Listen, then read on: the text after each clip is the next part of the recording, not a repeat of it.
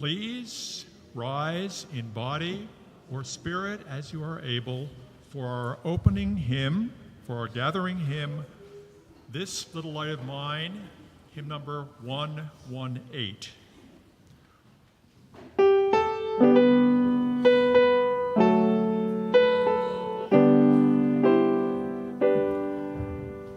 This little light of mine, I'm gonna let it shine. This little light of mine, I'm gonna let it shine. This little light of mine, I'm gonna let it shine. Let it shine, let it shine, let it shine.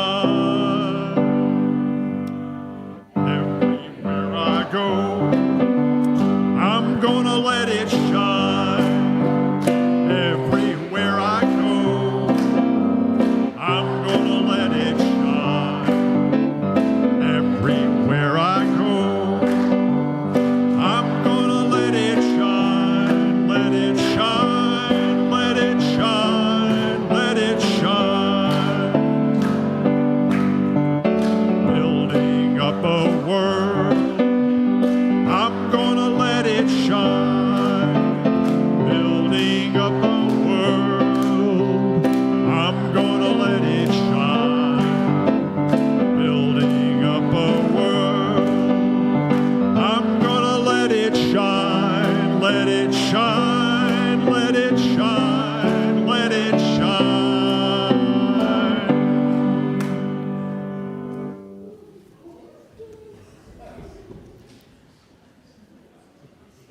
Good morning, and welcome to the Unitarian Universalist Congregation of Salem, Oregon. I'm Gloria Holland, serving as your celebrant this morning, and I'm going to be joined today by the UUCS microfinance team, including Ann Hannes. You want to kind of wave your hand? Ann Hannes, Carol Doolittle, Eleni Smith, and Annie Thorpe. And we'd also like to thank Robin Lamont and George Struble for helping to sort of put this service together. Our speaker today is the hardworking and ever-gracious Ron Hockley, Executive Director of the NEO Fund, which you will hear more about a little later. If you're new to UUCS, or if this is one of the first times you've come here, you might be wondering just what the heck we're all about. In the past few weeks, we've presented some really varied services. We've had an animal blessing service. We've reflected our roots by talking about our members of our community. We've had a bold discussion about the LGBTQ community. And today we're going to be talking about how we empower women so they can earn a sustainable living for their family and improve their standard of living. We are a non-creedal movement which works to provide compassion and justice to our fellow humans. You're welcome to join us in our work, for our Sunday services, and for the fellowship that follows this service. Please join us for coffee and conversation in the fellowship hall after the service. You are welcome here, and we want to get to know you. And now, if you could join together in saying our affirmation. Love is our doctrine. Compassion is our way. Here we seek to create a joyful home for free religious exploration. Build a community of caring fellowship, nurture the hopes, and serve the needs of our world.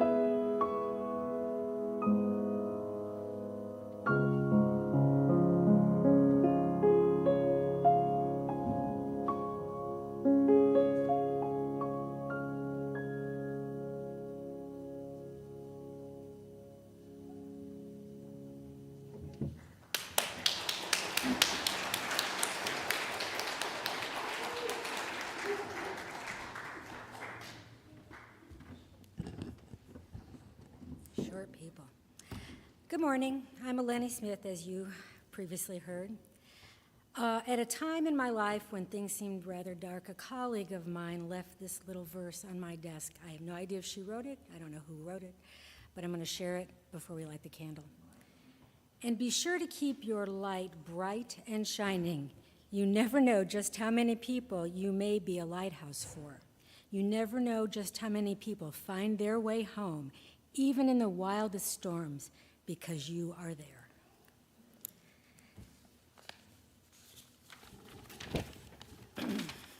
So each week we light 3 chalices.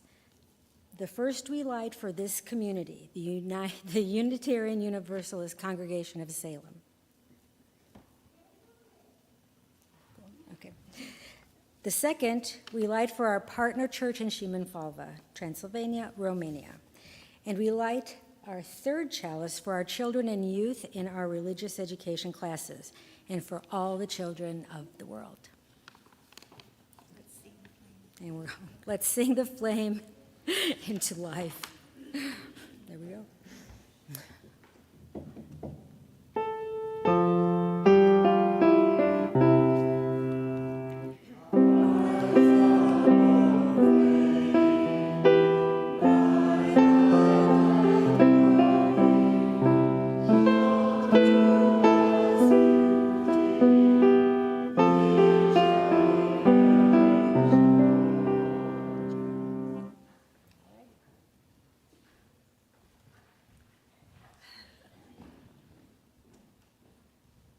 Good morning. Can I please have anyone young or young at heart come up here with me?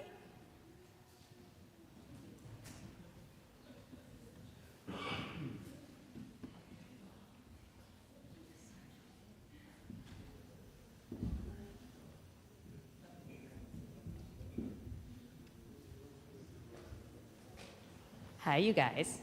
How is everyone today? Are you guys good? I brought my goodie bag. I wonder what's in it. We're going to find out in a moment. So, first thing I want to ask you guys is what kinds of things do we absolutely need in order to live? Food and water. Food and water. Yes, absolutely. Anything else?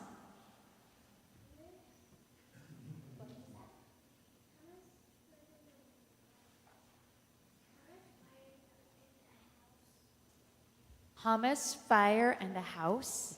Ooh, a house sounds like a good idea. And hummus is so tasty. We need our food, don't we? What do you think, bud? You have to make it tomato sauce to live. We need tomato sauce to live? Yeah, I think so. Okay, so here we go. Let's look and see what I've got in my bag. Oh, do you have another idea? And clothes. And clothes. Cool. Excellent. We got some good things going here. Some of the things in my bag we might need or represent things that we might need. And some of the things in my bag might be extra. I brought Legos because they would build like a house, right? If we were like a builder. I brought paint. Why did I bring paint? We'll talk about it. I know, it is yours. I borrowed some stuff. I'm sorry. I have, coins. Weird. What am I going to do? Are the coins for you? Oh, well, this stuff I'll probably have to put back in my bag when we're done because it has to come home to my kids. M&Ms. Uh-huh. Yeah, okay, let's see here. I have a lot of like food type things. I've got Gatorade and olives and I don't know, dolmas and applesauce. And, oh my goodness, look at all this crazy stuff I brought. Where do you think you would find these things? At the store. I agree with that. Okay, so we're going to play this cool game. Are you guys ready to hear this game we're going to play? Oh, and then I have this one. So notice I had my paints, right? And these are a couple of paintings that I had that a couple of my friends have made me over the years that we're going to just talk about this. Okay, so, yes.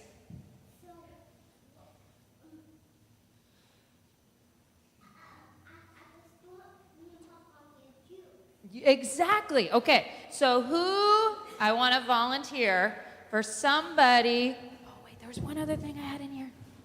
Where did it go? Oh, I can feel it. I have a ball. What? Oh, that's another cutie. I have a ball in here. Okay, there, I found it. Okay.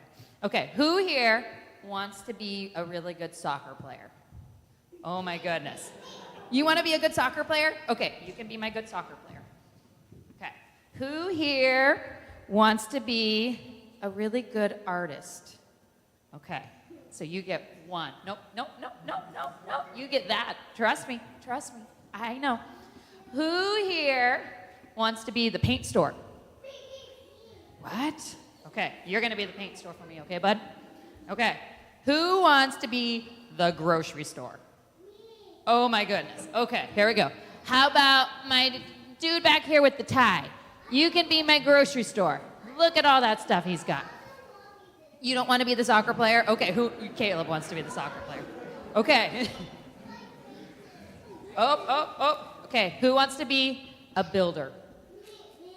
Oh my goodness. Here, did you raise your hand? No. Okay, you can be my builder, sweetheart. There you go. All right, so now, oh, you know what? Do you want to be my treat maker? Can you make treats? No, you can make cookies and stuff?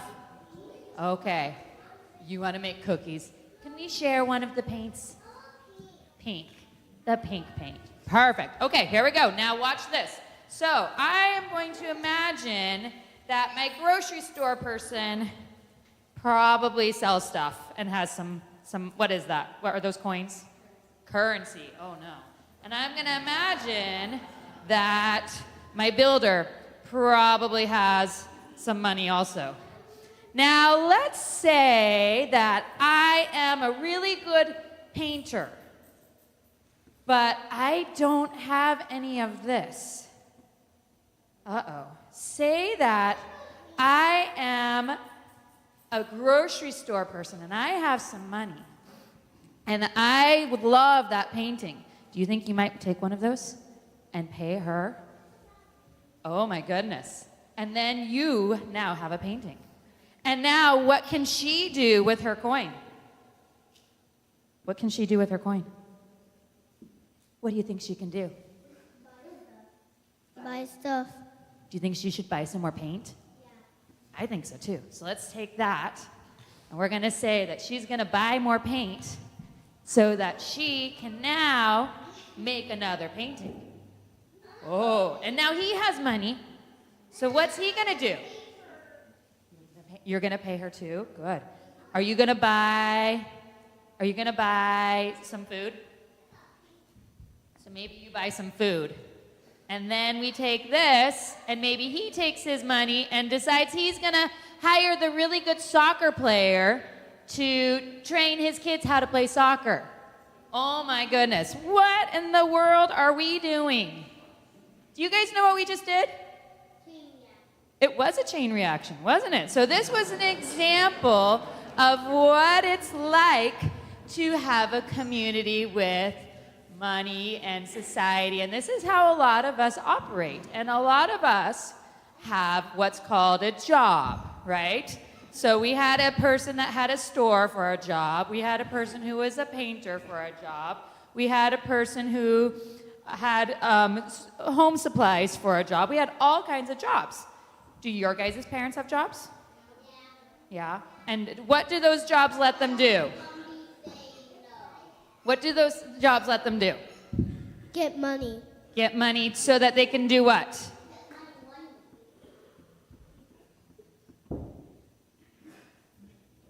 Maybe so they can help take care of you? Yeah, so they can help take care of you because you guys have this really important job of being kids. When you are supposed to learn and grow and go to school and have fun, but someday you're going to have a job. So do you know what my job is?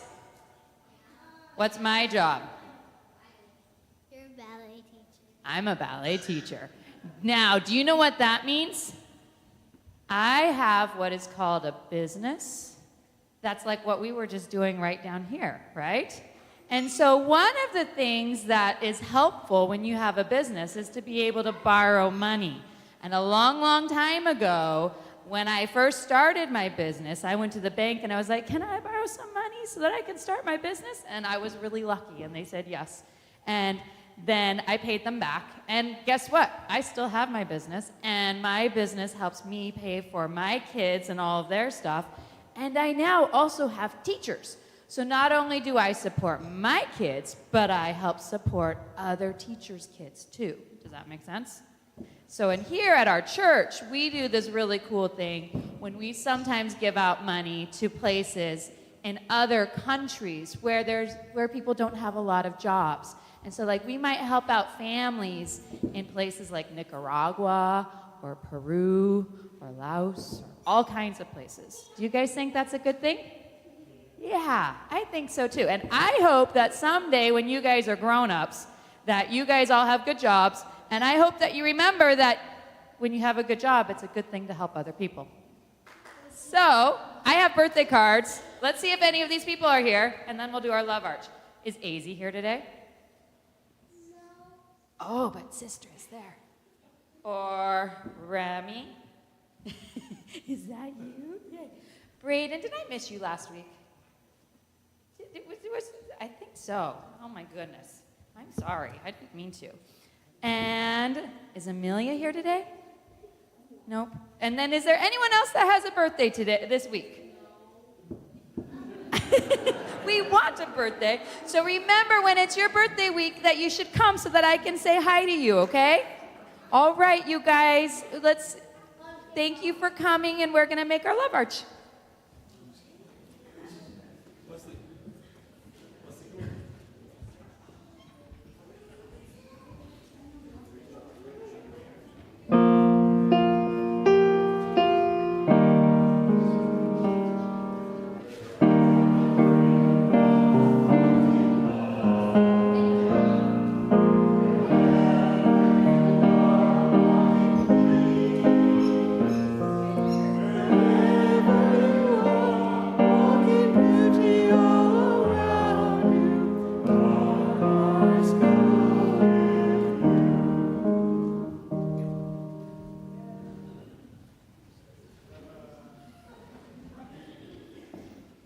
Compassion and gratitude. Compassion. Our UUCS microfinance project was shaped in part by Sombat Sompon. There he is. Sombat was an internationally acclaimed development worker and prominent member of Laos civil society. The organization he founded and directed was our very first microfinance partner. UUCS raised funds for microfinance loans to villagers in Laos for 3 years, from 2009 to 2011. Our funds continued to rotate in Laos for some years after that. But Sombat was abducted at a police checkpoint in 2012 and has never been found. Please join me in sending compassion to Shui Meng, his widow, his family and friends, and the many villagers in Laos who were deprived of his presence and his support. May we also have compassion for others in the world who are suffering today.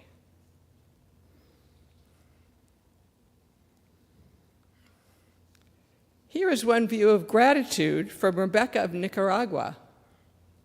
Rebecca cooks and sells traditional dishes from her home kitchen near the huge dump in Managua, the capital of Nicaragua. Over a 4-year period, she grew her business using 3 microloans, totaling $370, just $370. Which were managed for us by our partner organization, the NEO Fund. When asked, did the loans help you and your family? She smiled and said, of course, the loans enabled me to buy a refrigerator and to replace my wood fire with propane. My income increased. My children and I eat much better now. Some days we even eat chicken or meat or fish. And I can pay for my children's education now. And she says, 1,000 thanks to God and to you for believing in us.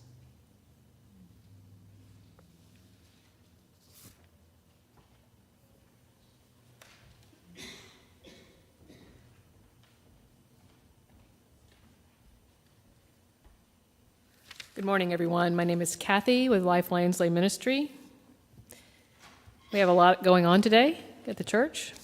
I'd like to read the joys and concerns for today. The first one is from Emma in administration. This one actually made me really sad.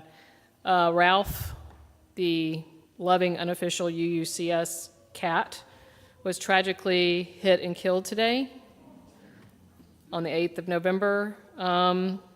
Staff at UUCS, all of Kaleidoscope School, and many volunteers and visitors loved seeing Ralph, and he will be missed. I know. I didn't even know Ralph's name, but I really liked Ralph a lot. A joy from Ann Moore. Today is Exploding Whale Day. Never heard of it? Sounds exciting. We remember November 12th, 1970, 53 years ago today.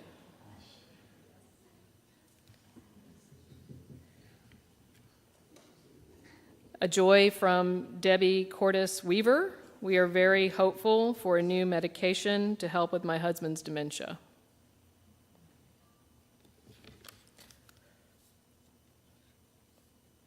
And this is a combination, joy and concern. I hope I pronounced this right. Liz Snowcarp is set to have a baby on November 24th or December 1st. We have the opportunity to aid the Snowcarps by signing up for a meal sharing program called Meal Train. There's also a link for the website for the Meal Train, which I'm not going to read out to you out loud, but I do have little handouts that we'll have at the Lifelines table in the fellowship hall after the service if you want to get a copy so that you can participate in volunteering with providing meals for the family. And we will light one final candle for all those joys and concerns that remain in our hearts and minds but are unwritten and unspoken today.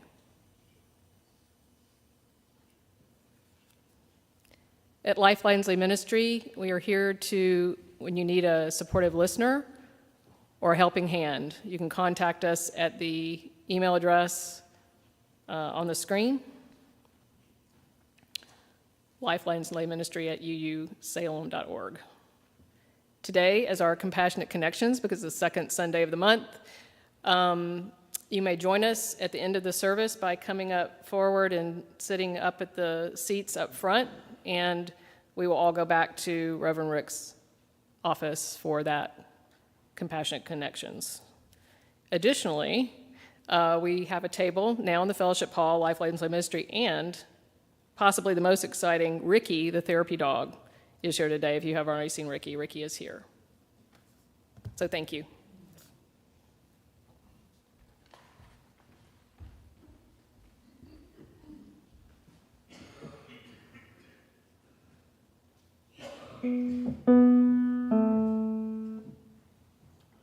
I know this rose will open. I know my fear will burn away. I know my soul will unfurl its wings. I know this rose will open. I know this rose will open. I know my fear will burn away. I know my soul will unfurl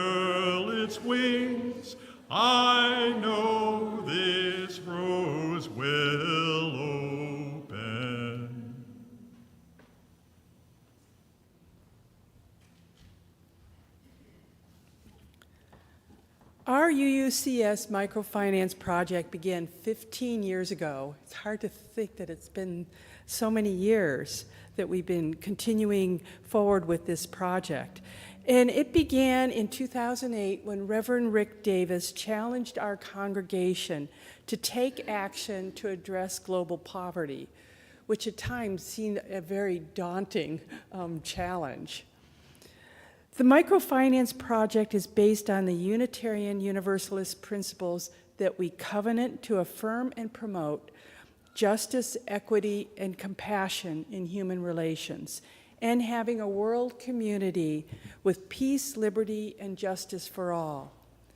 The basic idea behind microfinance is to make small loans, usually less than $500 per loan, primarily to women and their families, that are living on the edge, so they can increase their earning power, escape poverty, and provide a better living for their families.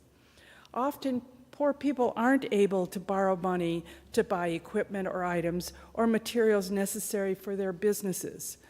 Also, banks are scarce in rural areas, and resorting to loan shark type practices will further impoverish them. Our projects have been especially critical during the pandemic when livelihoods in these countries have been hit hard. When loans are repaid, the payments go into a revolving loan fund to provide capital to keep lending to others, thus significantly multiplying the overall impact of our donations, not only now but in future years. The microfinance project is trying to help people that banks can't or won't help. And this help has transformed women and their families by providing them with the means to make sustainable and lasting income so they can improve their families' housing, health, and education. Our projects have also given us the ability to connect with other people in other countries around the world and gain a greater awareness of the challenges that people struggling with poverty face. I'm very proud to report that over these past 15 years, our congregation has risen to the challenge that Rick gave to us so many years ago. And we've sent a total of about $77,000 to our partner organizations for microfinance loans. So imagine how many times that has multiplied and how many people we have been able to impact. We've helped people from women and their families in Laos, Peru, Kenya, Nicaragua, and India. Last year, we sent $5,570 to the NEO Fund to administer the microfinance projects in Nicaragua and India as a result of your donations and money raised from selling Sparrow products. Our UUCS Microfinance Committee is very grateful for the strong support that the congregation has provided over the years. We are especially thankful for the support from Reverend Rick Davis. And Reverend Rick, if you could come on up here.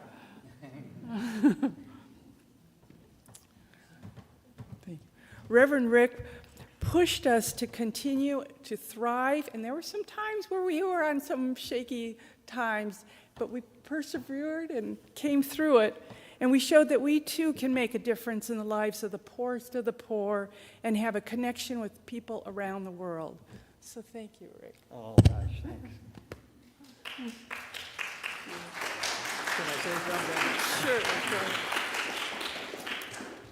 I am so grateful to the Ann Hannes and Carol Doolittle and all the members of the microfinance team. But you two really got it going in the beginning, and we kept it going. And I can't believe it. $77,000, but re-loaned so many times has such a positive impact. So it's really a beautiful thing to think that this congregation has had such a positive impact in the world. So I'm really grateful for the hardworking team that's really made this possible.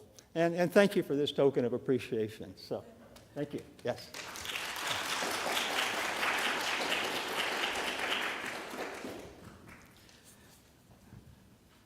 I'm going to next introduce Ron Hockley, who's director of the NEO Fund. And the NEO Fund has been our partner now for what, 7 years? It's been a while. Ron is the executive director of the NEO Fund, And that partner organization administers our donations for microloans. You'll be hearing compelling stories of people where we have made a profound difference in their lives. The NEO Fund is a nonprofit organization dedicated to serving the poorest of the poor through sustainable community development, microlending, and child aid programs. And it serves thousands of people in Nicaragua, Haiti, India, and I think also now we're going to be moving into Guatemala. Ron and his wife Suzanne have 2 sons. They're avid hikers, backpackers, trail runners, and lovers of all things outdoor. So. It is really good to be back and to see you. I remember many of your faces from times I've been here before. Of course, the Microfinance Committee, Reverend Rick. It's great to be back. It's nice to see you again. I want to commend you and congratulate you because I feel like your Microfinance Committee is one of the most forward-thinking and strategic outreaches I've ever seen at a local congregation. It's amazing what you have accomplished. And we feel, at NEO, we feel honored to be your partner as implementers on the ground. So today what I want to talk to you about is how UUCS microloans change the world every day. That may sound like overstatement to you, but wait, listen, let me tell you a few stories and then you be the judge. Imagine a few years ago that you or your congregation decided to invest $1 in microfinance. This dollar. I'd like to tell you 8 stories of where this dollar has been since then and what it has accomplished. So, the first story is the story of Aurora. Aurora was one of our first borrowers in the city dump in Managua. I sat with her for a long time one day, and she told me her whole story. She said, I was born in the dump. From the time I was a little baby, I drank the polluted water from a filthy lake in the dump. Our food was food that we scavenged, that people had thrown away and ended up in the landfill. That's the food we ate. She said we lived in a house that was made with things we found in the dumps, sort of like cardboard, plastic, and tin with a dirt floor. She said, I taught myself to read when somebody threw children's books away in the garbage, and I found them in the dump, and I studied them until I learned how to read. Like many people there, thousands of people there, Aurora had become a rag picker. So she would go through the dump and find something that was recyclable. It could be metal, glass, or plastic, usually one of those 3 things. And then she would sell it at the end of the day for about $1, and that's how she survived for 30 years.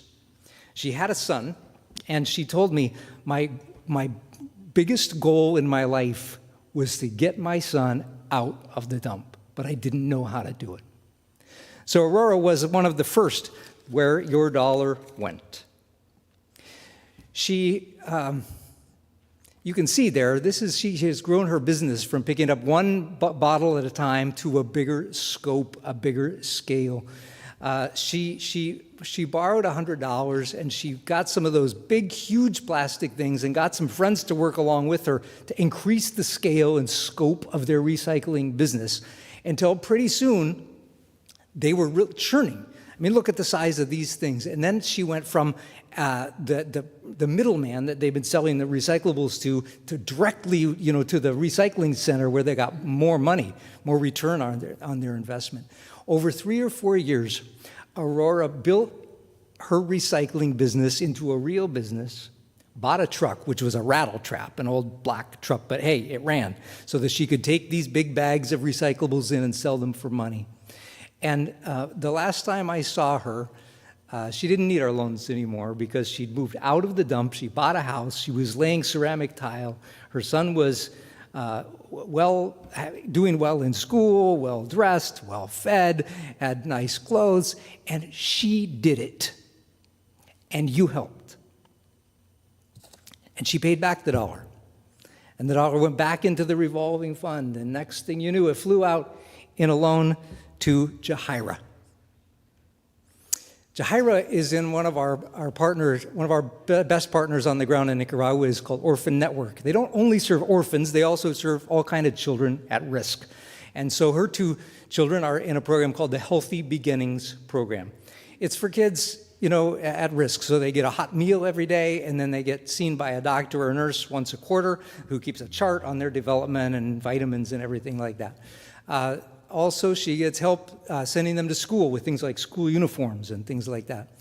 So our trainer, Ivania, met with Jahira and who wanted to take a loan. And she said, what can I do? I don't know what kind of business I can have. So they talked about it for a long time. And Jahira started a business cooking food at home in her own kitchen and put it in these takeout boxes, like you take from a restaurant, and then selling it out on the street. Her first loan was for $200. Great. There she is with Gridian, one of our credit officers. And she quickly paid off the loan. Your dollar went back into the revolving fund. And Jahira and her kids were on their way to a better life. By the way, that partner, Orphan Network, serves 20,000 children a day with a hot lunch. It's about 7,000 families, and almost all of them would love to take loans from us. So our opportunity for growth in that community is unbelievably huge, thousands and thousands. We could grow 10 times bigger than we are now, just with that one partnership alone. So your dollar is now back in the revolving fund and spinning around like dollars do. And then it went back out in a loan to Elizabeth. Elizabeth, when we first met her, what a story. Oh my goodness. She was involved with Solidarity Network, which is a women's empowerment organization in Nicaragua, mainly for women who are either deeply vulnerable or suffering abuse or domestic problems of some kind. So, your heart goes out to her, and she told us her story. She was married. Her husband had a job as an apprentice mechanic, and his salary was $55 a month. $55 a month. They have one child. Elizabeth had never earned even one Cordoba, like 5 cents, herself in her life. She never earned any money. So she was completely dependent on her husband for the $55. And he sort of held the purse strings very tight. And she told us that created a kind of an inequality in the relationship, which is why she ended up with Solidarity Network seeking their assistance. So Ivania, our trainer, met with Elizabeth, and they thought about what kind of business could she have. She was so nervous about taking her loan of, I think, $50. I think her first loan was $50. Because it was more money than she'd ever had in her hands at one time in her life. And, she was shaking it just made her so nervous to take on that huge commitment, to pay it back. And also, I don't know, she didn't want to mess it up because it was like her one big shot, She started a business selling, like as a street vendor with a tray, selling candies outside a school when school got out. It went, great guns. The kids loved the business and she made money. But Ivania told her, hey, I don't know if you know this, but eating too much candy isn't great for little kids. But, I'm just saying. So Elizabeth took it to heart and she changed her product from candies to fruit and other healthy snacks, and the business didn't suffer at all. Elizabeth said, and I want to quote you, this is a direct quote, I scribbled it down madly, what she told me. She said, I have been supported by Solidarity Network and the Neo Fund, and of course you, to make great progress in my life. I feel empowered. Ivania gave me all the training I needed to succeed. You have given me wings.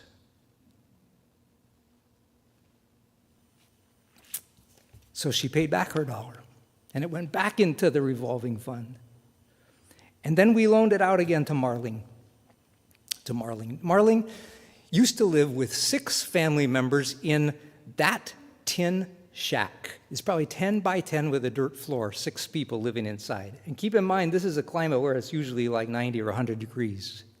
Not a very pleasant place to live. She didn't have anything. Her husband was a rag picker in the dump. She took her first loan of $130 to start a produce stand. That's it. That's her produce stand.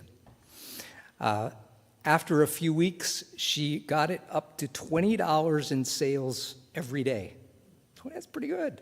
$20 in sales every day. So she quickly paid off her loan. Her produce stand keeps going. It's a business that provides for her family. And what does she want to do with her earnings? I mean, what people want to do is not like buy televisions and stuff like that. They want to get a cement floor so that, it's safer for their family to live on. They want their children to be able to eat better, like mainly protein, so they're not chronically malnourished. They want to be able to buy a school uniform so they can send their child to school and not feel ashamed, that they can't afford a school uniform, and to buy books. And if their kids get sick, they want to be able to afford to take them to a doctor or buy medicine. That's what she wants to do with the produce, the proceeds from her produce stand. And she is. And she paid back her loan, and it went back into the revolving fund, and it spun around, and it was set back out again in a loan. Same dollar. This is not new dollar that you're giving every time. It's the same one. Went in a loan to Simon and Francesca. Simon and Francesca. They also live in a house with a dirt floor. It's in the village by another dump in Nicaragua. They used to work in the dump. They were moved to that town because they were refugees from flooding in 2009. They had nothing. And so they started their own business without any help, making plantain chips to sell. So basically, plantain is like a starchy banana, kind of tastes like a potato, and they cut it real thin slice. They're like making potato chips. So they cut it in real thin slices. They flash fry it in oil. They deep fry it and then put some salt, put it in a little bag and sell it on the street for 5 cents, 1 Cordoba. And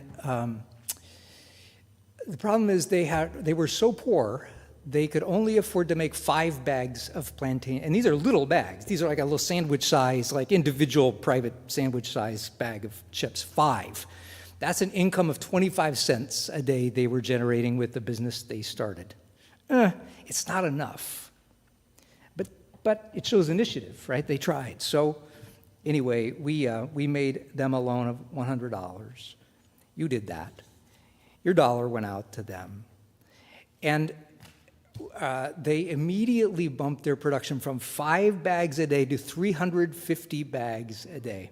The day I visited, I took those pictures and these pictures, and they had made 234 bags of plantains by 11 o'clock in the morning. Pretty good, pretty good. Why did they want to have this business? And again, they told me better food for the family, improvements to the home. And then they said something that just killed me. They said, our home, and you can kind of see it in the background there, has a dirt floor, and we don't have any beds. We sleep on the ground, on a dirt floor. They said, with the proceeds from this business, someday we want to eat better and we want to buy a bed. How great that would be. And then Simon said, Francesca didn't stop frying the whole time, but Simon took time to talk, He was the one who ran the mandolin, you call it, the cutter that cuts the plantains, and he said this. He said, I am so proud of our humble business. It's how we support our family. And we're grateful first to God, but also to you. And they paid off their loan, and the dollar went back into the revolving fund. And next, we loaned it to Cynthia. She wasn't in desperate poverty. She's sort of a middle-class seamstress. The problem was she had a lot of orders for, I don't know if it was a party, like a quinceañera-type party, or if it was a start of the school, when she needed to make a lot of school uniforms, and she couldn't afford the fabrics. So she had all these orders, no way to buy the fabrics, And so she took a loan from us just for a short time, just for a few weeks or even a few days, to buy the fabric, make the clothes, get the money. But it got her through this opportunity. We take for granted that we can use credit either to take advantage of opportunities or to flatten out financial shocks in our lives. We just take for granted we can do that. Like for me, my air conditioner condenser froze in my Jeep the other day, and it ruined my serpentine belt. And by the time I got my Jeep to the shop, they said that'll be $1,100, and your air conditioner won't work afterward. That'll be $2,000 for your air conditioner to work. Well, I don't have that kind of money in my pocket, so I use a credit card. We take for granted, most of us, that that's how we take advantage of opportunities or lessen economic shocks. But for people like Cynthia, you just can't take advantage of the opportunity. Or the economic shocks mean you can't eat, or you go in bad debt, to a loan shark, which is our competition in these slums. And it's no joke that the interest rate from loan sharks in these same slums, the other option she had, is 100% per day.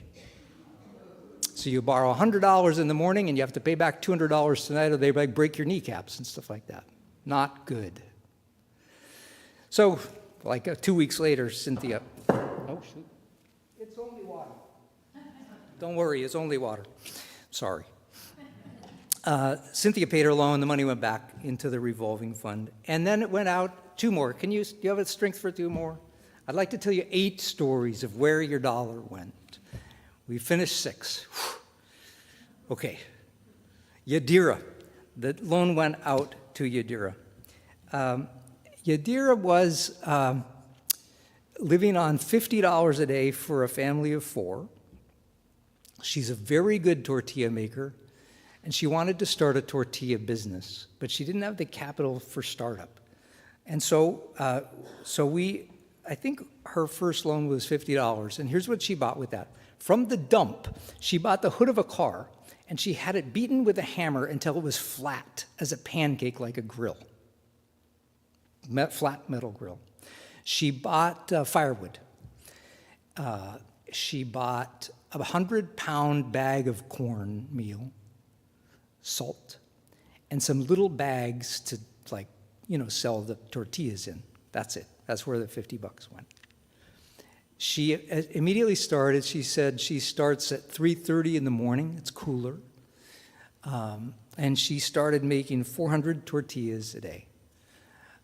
Tortillas sell for $5 like bags of plantain chips. So 400 times a nickel. Somebody really good at math could tell me what her new, gross earnings are. But it's a lot more than they used to be. And she paid off her loan, and the dollar went back into the revolving fund. And finally, today, it went out to Irene. Irene is one of our she's like our Wonder Woman of borrowers. I mean, the numbers, you just can't believe it. So when she started, she was one of the people who, they look like they're going into an apocalypse. They have on masks, a rag over their head because there's smoke and filth that they're going into a dump to collect, So it's really bad. So she was picking up all this stuff, and she had an idea. She said some of the recyclables she picked up were still pretty good shape, like little tin cans, or little jars, like glass jars that were still fine. There was nothing wrong with them. She said, what if instead of smashing them and turning them into the recycler, I wash them out, and I could sell them as a functional container. So she put together sort of her portfolio. She got a bunch of little tin cans with lids, or little glass jars with lids, some plastic with lids, everything. She took them to some hardware stores and said, would you buy? So there, it's not like you buy a big bulk of anything. So if you want to go to buy some paint, you want a little like this thing I just spilled. You want to buy that much paint. And so the hardware store needs a container to sell it to you in. Or you want to buy, 20 nails, and they need a little container to sell. So this idea went crazy. Irene started looking for only recyclables. You see, they're selling 1 gallon, water jugs. She pretty soon, within weeks, she had 6 employees and like a factory line of washing and scrubbing, polishing, and drying, and then a whole operation of delivering. The day we visited that day, she had washed and prepared 800 little containers to sell to the hardware store. 800. After a couple of years, her income went from extreme poverty, about $1 a day, to $56 a day profit. And she's off and running. You did that. She did it. I mean, the power of it is that she did it, but you made it possible. You're the catalyst. Without the dollar, it couldn't have happened, which is how you and your loans change the world for somebody every day. Every single day, new loans are going out. Our trainer, our credit officers are connecting with people who are doing these amazing things and causing like miracles to happen, and that we made possible. So, my last 2 pictures. First of all, a little girl, and in fact, I'm in that picture, way off in the distance. This is the setting where we started our work. It's still the setting where many of our borrowers live. And then the next one is a little boy. It's kind of a similar setting, and the smoke and the dump. Kids take the brunt of extreme poverty. Women, sure, too, but the worst is the kids. No kid asks to be born in extreme poverty where they'll be malnourished and have very little hope for a normal life. And there are lots of organizations that like give stuff to kids, candy for kids, and great, good. Shoes for kids, also good. But how much better if we could together empower some moms to take care of their kids, you know what I mean? To provide for them so they can go to school, so they can eat better, so they have more opportunities in life. To me, practical ways, like one by one, that's how we change the world. And that's what you have done and what you are doing with your innovative and thoughtful outreach every day. So it's really an honor to be your partner. Thank you.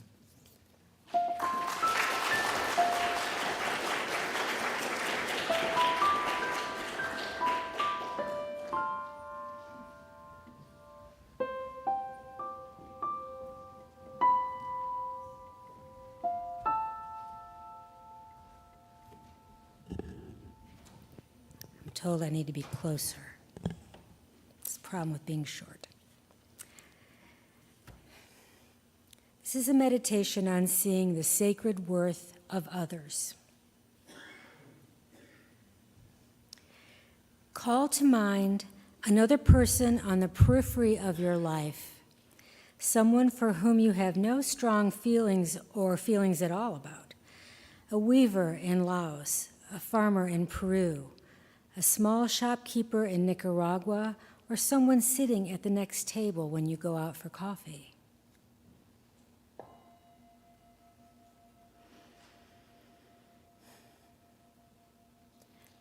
Recognize that at one time this person was someone's precious child, or should have been, for all children deserve to be loved.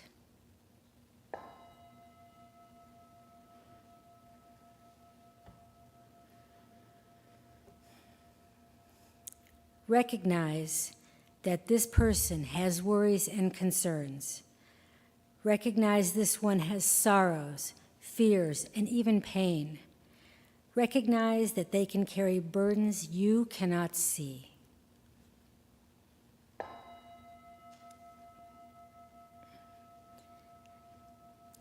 Recognize that this person will someday face death. Recognize that they will have to say goodbye to everyone and everything they have ever known and loved.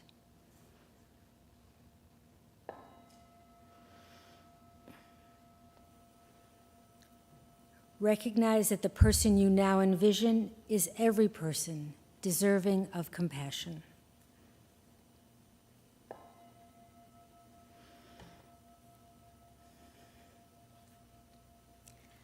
Allow your natural feelings of compassion for this person to arise.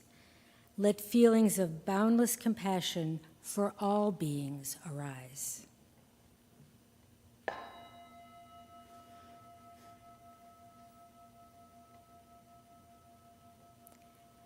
Know that you always have a choice. You can see others through the eyes of compassion at all moments of your life. Know that when you practice seeing others in this light of awareness and compassion, you will begin to recognize their sacred worth. Know that goodness will flow naturally from this out into a hurting world.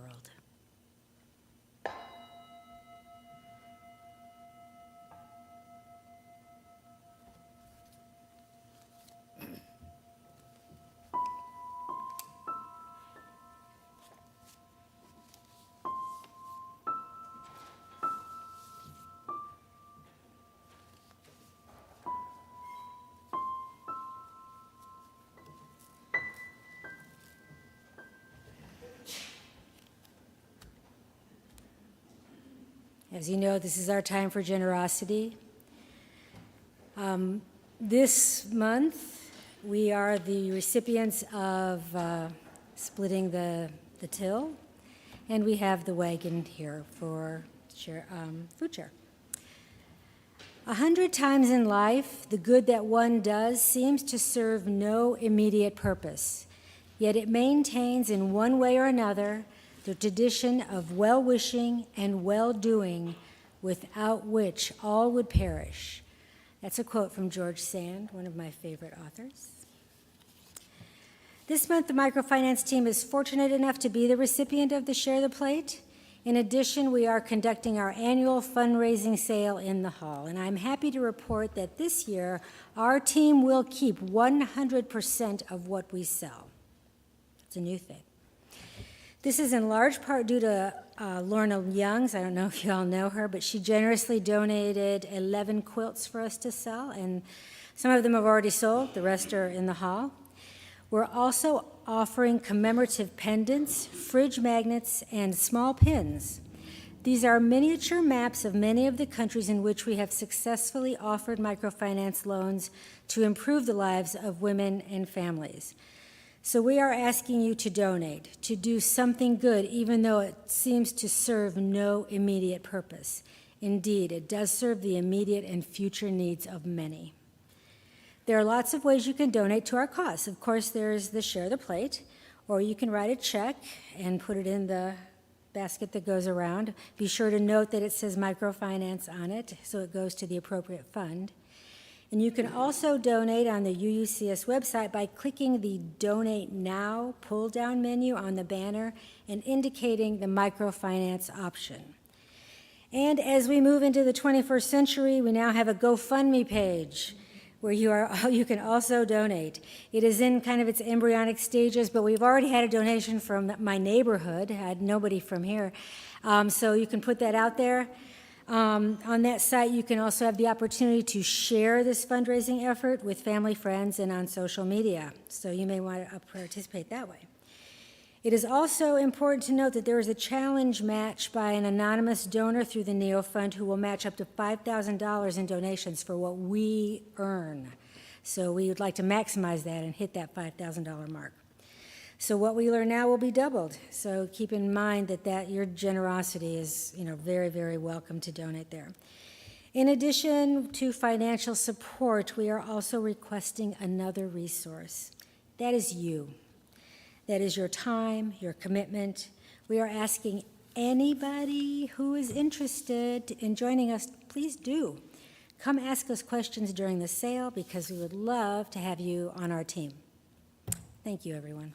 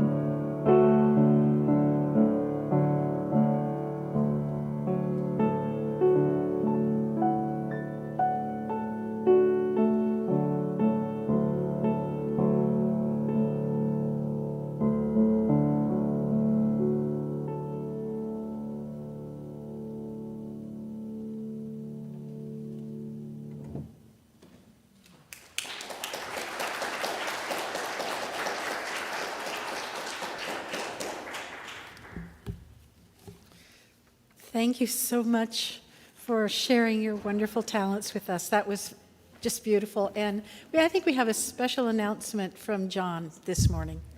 I'm just going to step in here real quick and let you know that Greg Leaf, my longtime friend and a pianist who hails from Portland. Well, okay, we met in Washington, D.C., but the story is way too long to go into right now. I'll just say that Greg is going to be here this afternoon playing Chopin, etudes and waltzes, maybe a little Debussy, and the Cherry City String Quartet. If you've never heard them, they're amazing. The concert here today, 2 p.m., don't miss it. Thank you. That sounds definitely like something to come to. I need to put this up a little bit, I think. Where are we? Oh, Reverend Rick, what happens next Sunday? Well,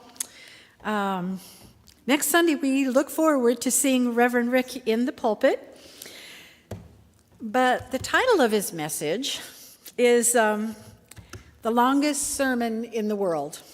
So I saw that, and I don't know what that's going to be about, but I thought, you might want to bring some snacks and a blankie and just kind of settle in. And, I don't know what to expect. So there you go. Reverend Rick. There is apparently a board forum next week. And the board will be in the fellowship hall after the service, I understand. And you will be able to ask questions. So this would be a really good time for you to get some of your questions answered. And where are we? News of the community. Okay. There are a number of ways to access news of the community. I think the newsletter is the best way. If you don't have access to the newsletter, if you're not getting it over the email, every once in a while, call the office and they'll be able to get you a newsletter with all the news. And now, we are going to light our social justice candle, and Annie Thorpe is going to help with that. And I think the microfinance team has just done such a marvelous job. I think lighting the social justice candle this morning is particularly appropriate because of the work that the microfinance team is doing. It's just social justice at its best.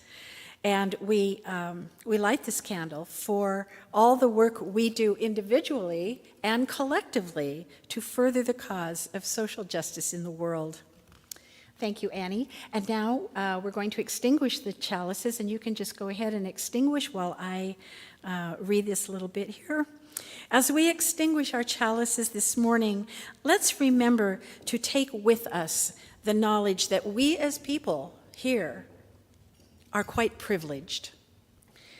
And it is within our power to help provide a better world for us all.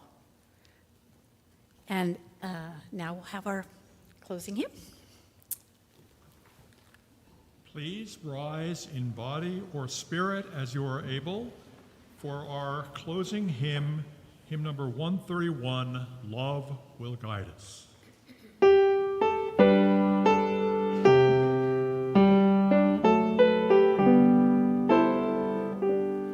Love will guide us, peace has tried us, hope inside us will lead the way on the road from greed to giving. Love will guide us through the hard night. If you cannot sing like angels, if you cannot speak before thousands, you can give from deep within you. You can change the world with your love. Love will guide us, peace has tried us, hope inside us will lead the way on the road from greed to giving. Love will guide us through the hard night.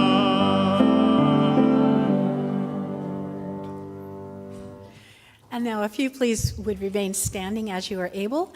And if you feel comfortable, join hands with your neighbor as we say our closing words. May faith in the spirit of life, hope for the community of earth, and love for the sacred in one another be ours now and in all the days to come.